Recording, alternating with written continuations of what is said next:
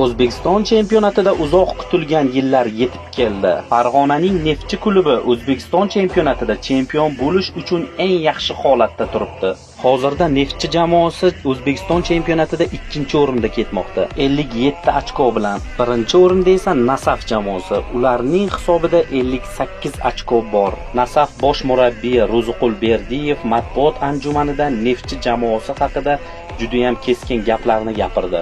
Neftchi jamoasi chempion bo'lsa, bilingki, ularni muxlislar chempion qilgan bo'ladi. Orqasidagi insonlar bunga sababchi.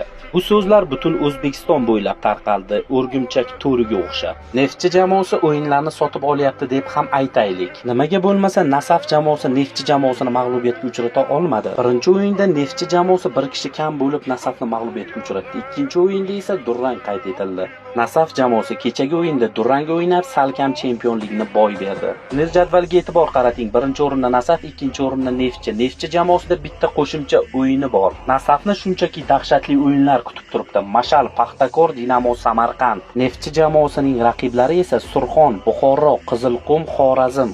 Neftchi jamoasi to'qnash keladigan 4 ta jamoa ichida kuchlisi yo'q. Bu degani Neftchi jamoasi chempion bo'ladi degani. Neftchi jamoasi oxirgi marta 2001-yilda chempion bo'lgan. Uzoq kutilgan 24 yillik tanaffusdan so'ng Neftchi jamoasi yana chempion bo'ladi.